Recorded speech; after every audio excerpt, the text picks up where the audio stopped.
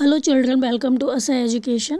आज हम करेंगे 10वीं क्लास की हिंदी की किताब संचयन का पहला चैप्टर हरिहर काका। इसके हम करेंगे प्रश्नोत्तर।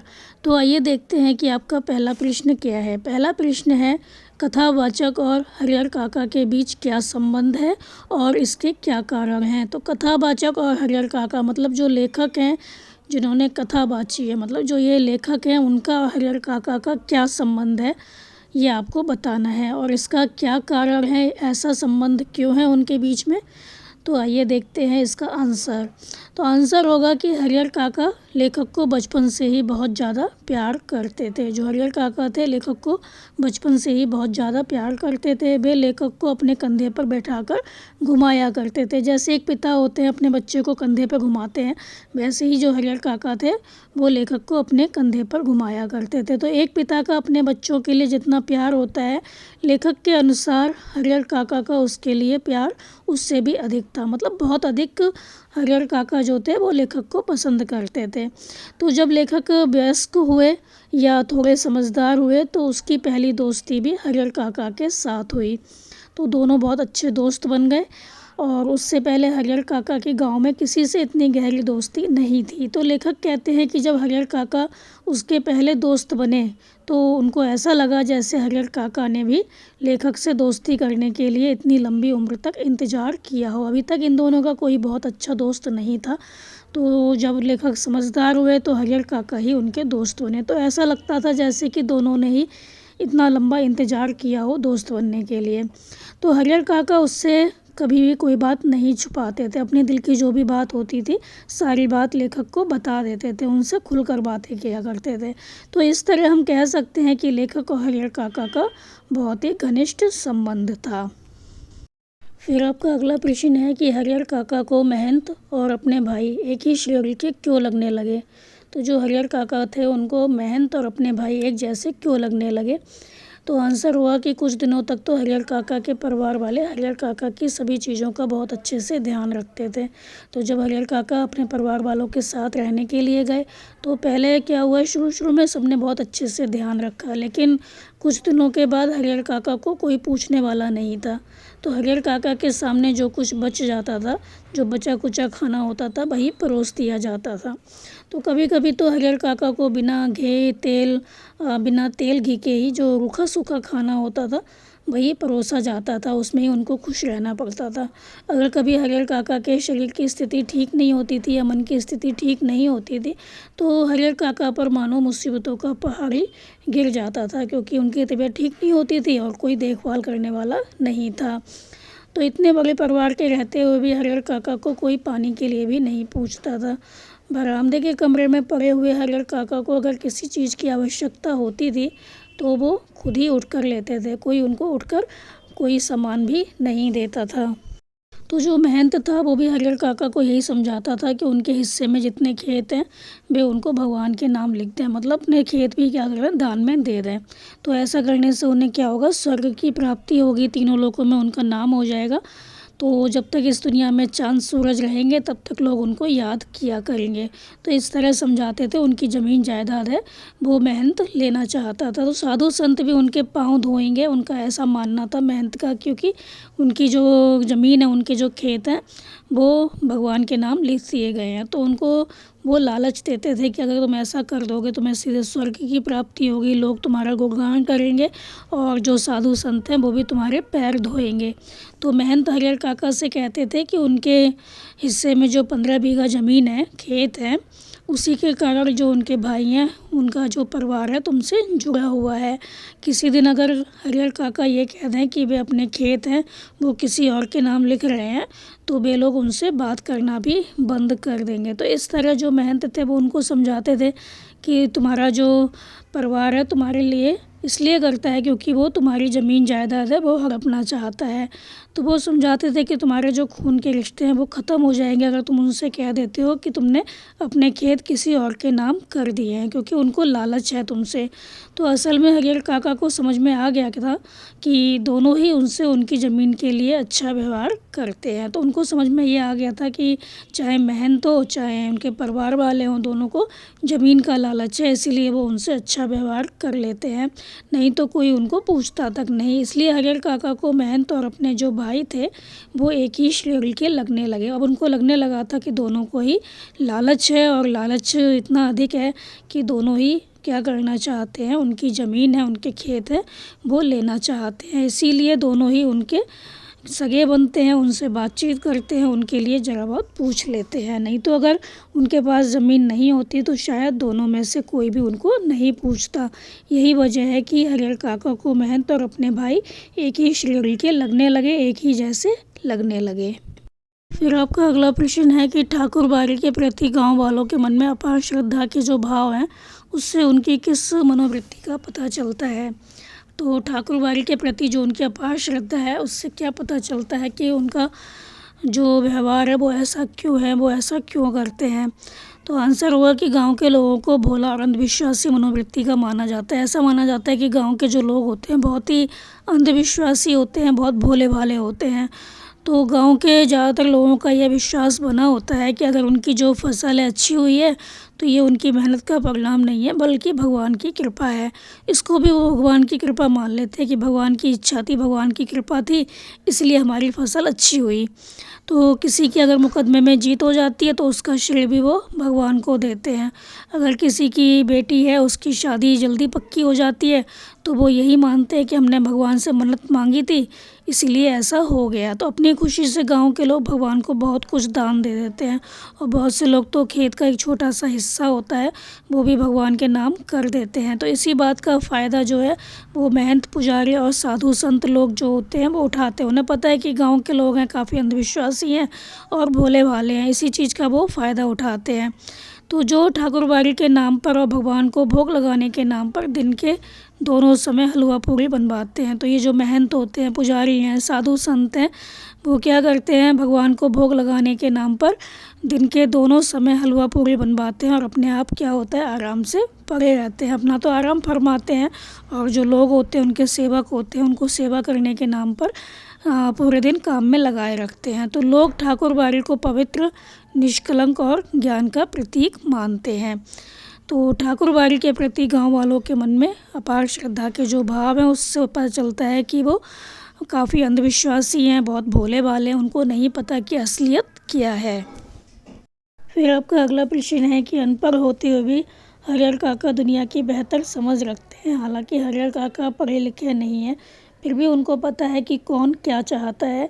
तो कहानी के आधार पर आपको स्पष्ट करना है। तो आंसर हुआ कि अनपढ़ होते हुए भी हरिहर काका दुनिया की बेहतर समझ रखते हैं। उनको पता है कि उनकी ज़मीन जायदाद जब तक उनके पास है तभी तक उनको आदर सत्कार मिल रहा है। तो ठाकुरबाड़ी के जो महंत हैं उनको इसलिए समझाते हैं कि जो ज़मीन है वो ठाकुरबाड़ी के नाम करवाना चाहते हैं। वो कहते हैं कि तुम्हारी जो ज़मीन है उसको ठाकुरबाड़ी के नाम कर दो, इससे क्या होगा, तुम्हारा बहुत आदर सत्कार होगा, तुम बहुत पूजे जाओगे, तुमको स्वर्ग की प्राप्ति होगी। और उनके जो भाई हैं उनका आदर सत्कार ज़मीन के कारण ही करते हैं। सबको लालच है।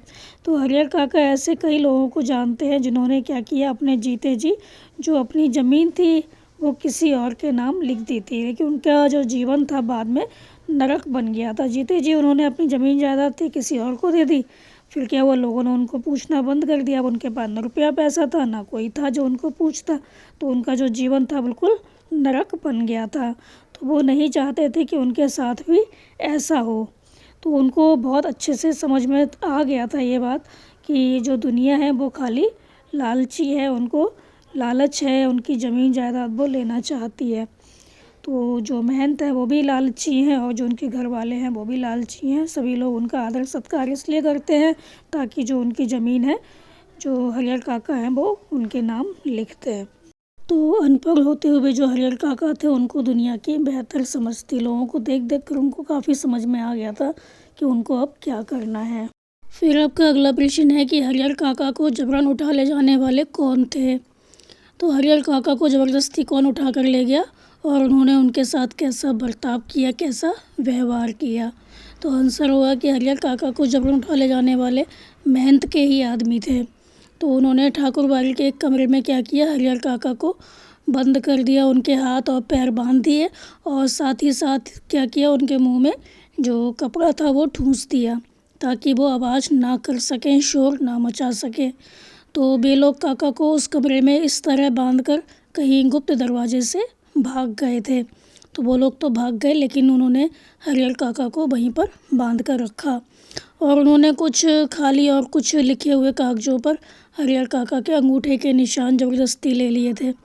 हरिहर काका ने अपने आप को बचाने के लिए क्या किया, वो लुढ़कते हुए दरवाजे तक आ गए और दरवाजे पर अपने पैरों से धक्का लगाने लगे ताकि जो बाहर खड़े हुए उनके भाई हैं या पुलिस है वो उनको बचा ले।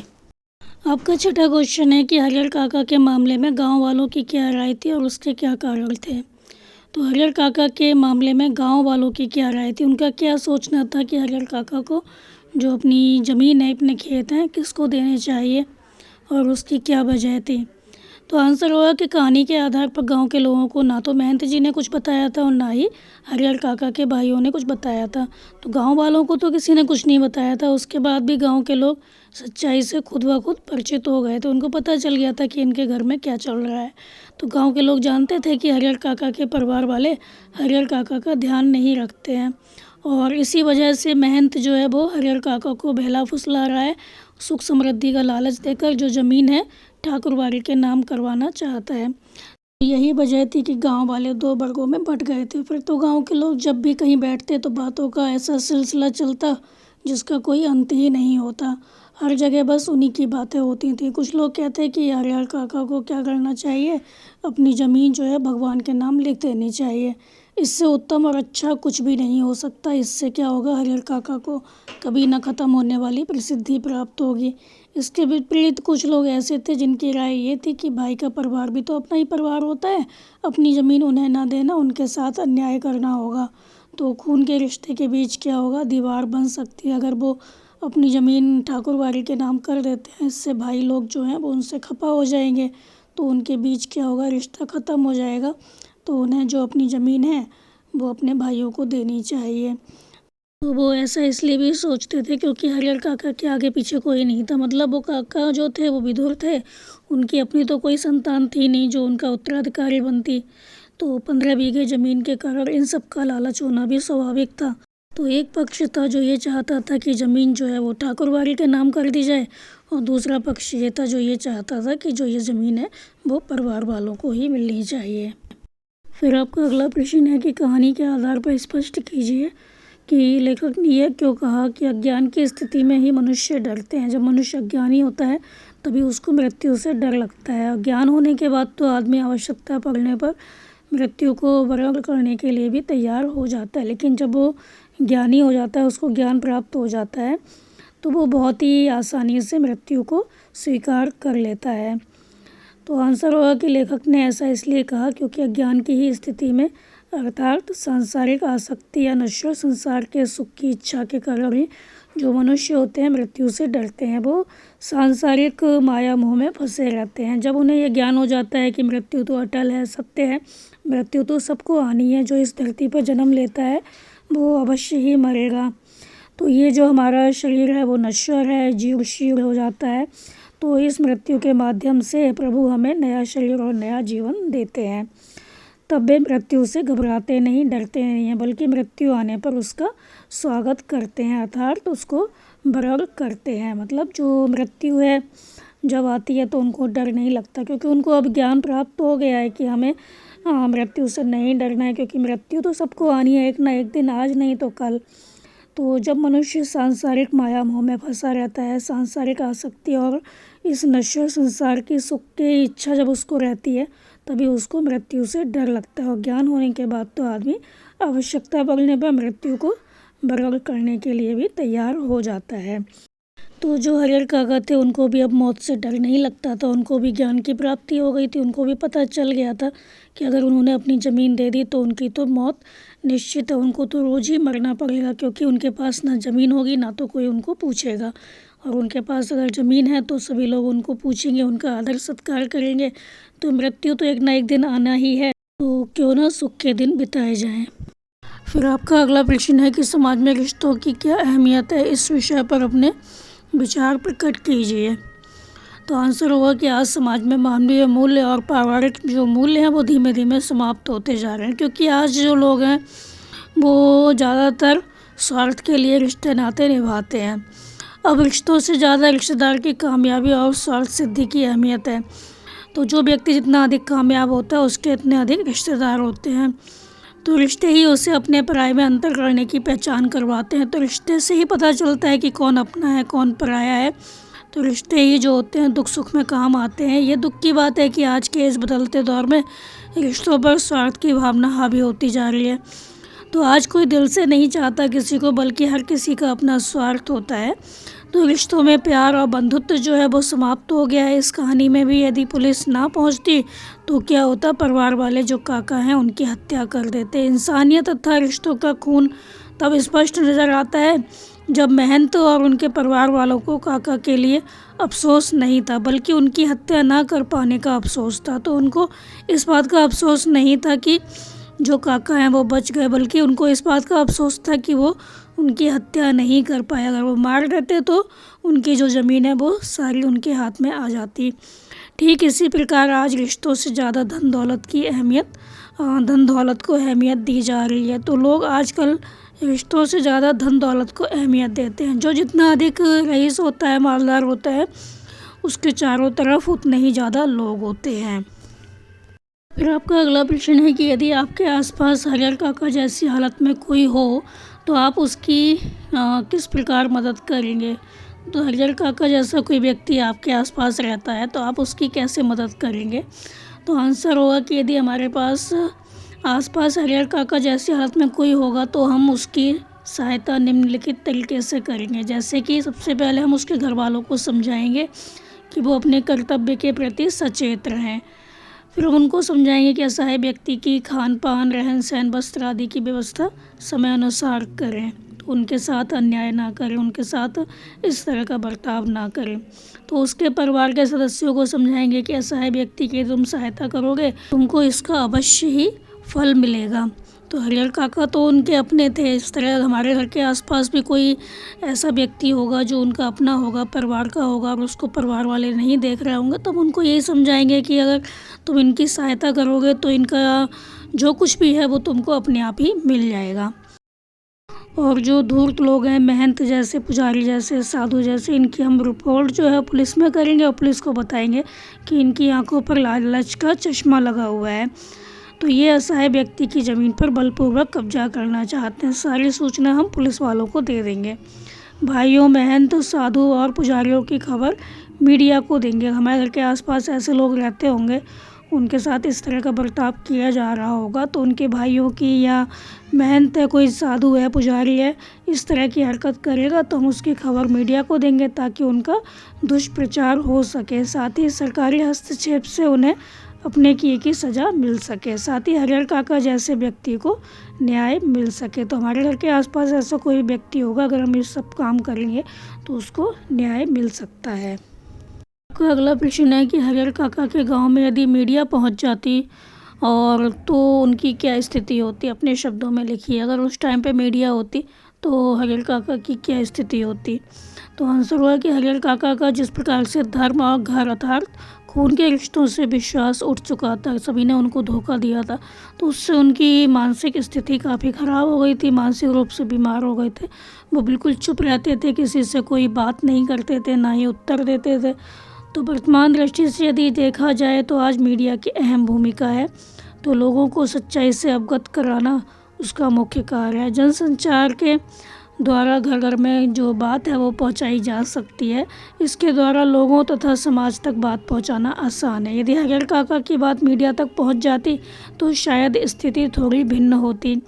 वे अपनी बात लोगों के सामने रख पाते और स्वयं पर हुए अत्याचारों के विषय में लोगों को जागृत करते। तो हरिहर काका को मीडिया ठीक प्रकार से न्याय दिलवाती, उन्हें स्वतंत्र रूप से जीने की व्यवस्था उपलब्ध करवाने में मदद करती। जिस प्रकार के दबाव में वो जी रहे थे वैसी स्थिति मीडिया की सहायता मिलने के बाद नहीं होती।